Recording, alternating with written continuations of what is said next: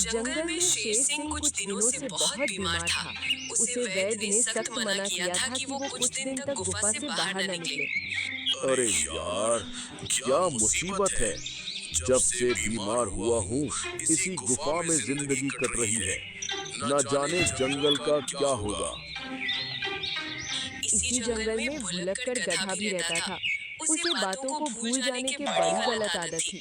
वो इतना भुलक्कड़ था कि उसे कुछ देर क्या हुआ ये भी भूल जाता था। अरे यार, मैं फिर भूल गया। कहाँ जाना था? किस लिए निकला था? ये रास्ता कुछ देखा देखा लग रहा है। इस पर ही चलता हूँ।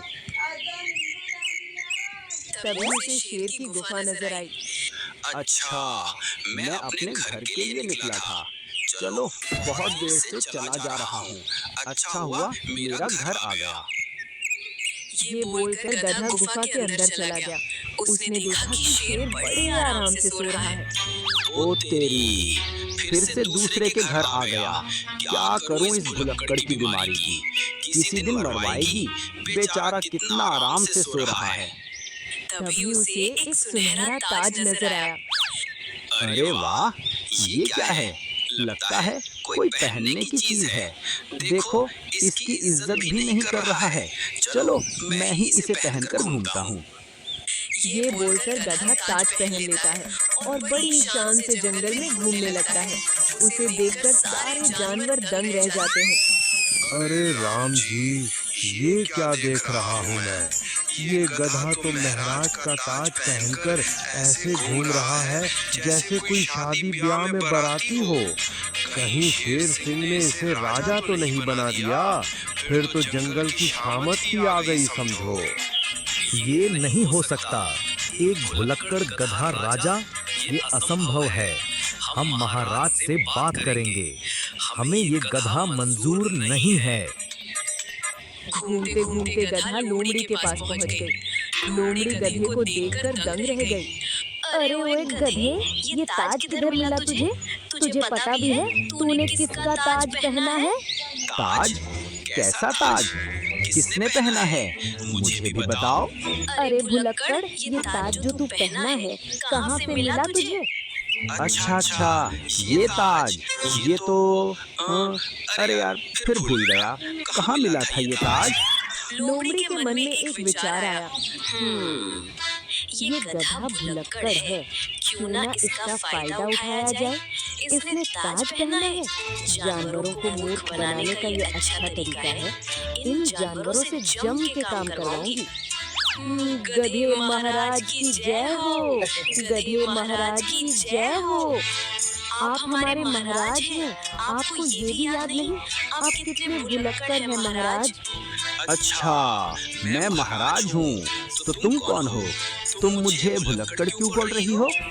महाराज, मैं आपकी सलाहकार हूँ। आपको ये भी याद नहीं कितनी बातें भूल जाते हैं आप जाइए, आराम कीजिए, इधर उधर मत जाइए। महाराज ऐसा काम नहीं करते। मौके का फायदा उठाते हुए जंगल में एक सभा बुला ली। सभी जानवर ध्यान से सुनिए। महाराज ने गधे को नया राजा बनाया है। मुझे मालूम है वो बातें भूल जाते हैं, मगर महाराज को उनकी आदत पसंद आती है, जिसके कारण उसे राजा बना दिया है और मुझे गधे का सलाहकार बनाया है। हम महाराज से बात करेंगे। हमें ये गधा मंजूर नहीं है। जंगल कोई मजाक का अड्डा है क्या? आज गधा राजा, कल तोते को सेनापति बना दोगे। ऐसा बिल्कुल भी मत करना। मैंने कोशिश की, महाराज मुझ पर भड़क गए और बोला है कि कोई भी उनके इस फैसले के खिलाफ नहीं जाएगा, वरना बहुत बुरा होगा। लोमड़ी की बात सुन के सारे जानवरों में हड़कंप मच गया। सारे जानवर परेशान हो गए, मगर मजबूरन शेर की बात माननी पड़ी है। महाराज, क्यों ना इस जंगल में अब और नए नियम बनाए जाए? ये नियम आपकी पहचान बनेगी। अच्छा, मैंने नियम भी बनाए थे, मुझे ये भी याद नहीं। खैर, तुम्हें जो नियम बनाना होगा तुम बना लो। मुझे अभी भूख लगी है। जाओ, खाने का इंतजाम करो। अगले दिन लोमड़ी ने सभा बुलाई। सभी जानवर ध्यान से सुनो, हमारे महाराज के नए नियम आए हैं। पहला नियम है कि कोई भी महाराज को उनके भूलने पर उन्हें याद नहीं दिलाएगा, इससे उनका अपमान होता है, उन्हें लगता है कि वो भुलक्कड़ है। दूसरा नियम है कि हर हफ्ते उनके खाने का पीने का इंतजाम करना होगा, इसके लिए सभी जानवरों में पारी बांधी जाएगी।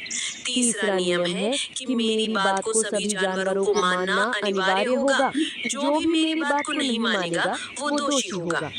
तभी सारस ने कहा, क्या अब हम अपनी आवाज भी नहीं उठा सकते? ये तो अन्याय है, हम पर जबरन नियम थोपा जा रहा है, मुझे मंजूर नहीं है। चुप हो जा, वरना इस जंगल से भगा दूंगे। इतने जानवर नहीं बोल रहे हैं तो तू कौन होता है बोलने वाला? ऐसे भी शेर महाराज ने ये सब नियम बनाए हैं। शेर का नाम सुन के सभी जानवर डर गए, उनके पास कोई चारा नहीं था।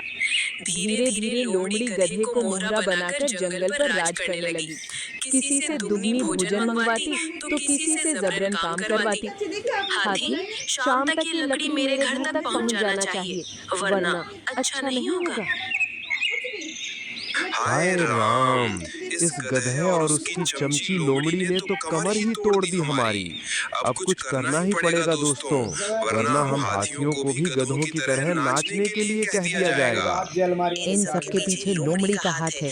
उसने बड़ी चालाकी के साथ गधे का सहारा लेकर हमें बेवकूफ बना रही है। जबरन फालतू के नियम हम पर थोप रही है। मेरे पास एक उपाय है, हम सब कल गधे के पास जाएंगे और उसे एक नियम बनाने के लिए बोलेंगे।